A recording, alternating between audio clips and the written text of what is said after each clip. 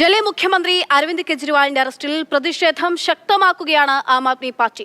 രാജ്യവ്യാപകമായി സാമൂഹിക ഉപവാസം ആരംഭിച്ചിരിക്കുന്നു. ജന്തർ മന്ദിറിൽ ആം ആദ്മി പാർട്ടി എംഎൽഎമാരും മറ്റു നേതാക്കളും ഉപവാസമിരിക്കും.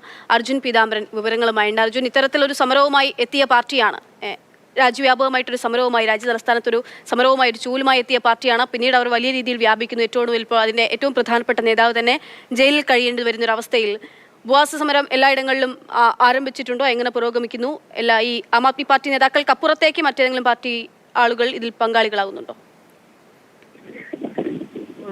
ഇതിനോടകം തന്നെ പ്രധാനപ്പെട്ട നേതാക്കൾ എല്ലാവരും എത്തിയിട്ടുണ്ട്. അവരുടെ ഉപവാസ സമരം ആരംഭിച്ചു. ഇത് ഡൽഹിയിൽ മാത്രം ഒതുങ്ങുന്നതല്ല, രാജ്യവ്യാപകമായി ആം ആദ്മി പാർട്ടി നടത്തുന്നതാണ്. ഒപ്പം രാജ്യത്തിന് പുറത്ത് മറ്റ് പ്രധാന കേന്ദ്രങ്ങളിലും ആം ആദ്മി പാർട്ടി ഇന്ന് ഈ ഉപവാസ സമരത്തിന്, സാമൂഹിക ഉപവാസ സമരത്തിന് ആഹ്വാനം ചെയ്തിട്ടുണ്ട്. അത് തുടങ്ങി കഴിഞ്ഞിട്ടുമുണ്ട്. ഇന്ത്യ സഖ്യത്തിലെ പ്രധാനപ്പെട്ട പ്രതിപക്ഷ പാർട്ടികൾക്കും ഈ ഉപവാസ സമരത്തിലേക്ക് ക്ഷണമുണ്ട്. പക്ഷേ ആം ആദ്മി പാർട്ടി ഒഴികെ മറ്റാരും നിലവിൽ ഈ വേദിയിലേക്ക് എത്തിയിട്ടില്ല. കഴിഞ്ഞ ദിവസം ഈ മദ്യനയ അഴിമതി കേസിൽ ജാമ്യം ലഭിച്ച് പുറത്തിറങ്ങിയ സഞ്ജയ് സിംഗാണ് ഇപ്പോൾ വേദിയിൽ വെച്ച് സംസാരിച്ചു കൊണ്ടിരിക്കുന്നത്.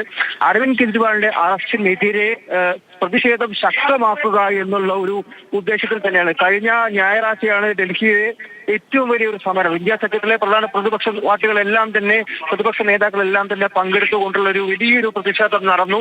അവിടെ നിന്ന് ഒരാഴ്ച പിന്നിടുമ്പോൾ വീണ്ടും സമരം ശക്തമാവുകയാണ്. ഒരു ഉപവാസം, സാമൂഹിക ഉപവാസത്തിന് തന്നെ ആഹ്വാനം നടത്തിക്കൊണ്ട് പ്രധാനപ്പെട്ട മന്ത്രിമാർ ഉൾപ്പെടെ, സഞ്ജയ് സിംഗ് എം പി, അതിഷി, അതുപോലെ സൗരഭ് ഭരദ്വാജ്, ഗോപാൽ റായ് ഉൾപ്പെടെ മന്ത്രികളാണ് നിലവിൽ വേദിയിൽ ഉപവാസം ഇരിക്കുന്നത്. അരവിന്ദ് കെജ്രിവാളിന് നീതി ലഭിക്കുന്നത് വരെ ഈ സമരം തുടരാൻ വേണ്ടിയിട്ടുള്ള തീരുമാനത്തിൽ തന്നെയാണ് ഇപ്പോൾ നേതാക്കളുള്ളത്.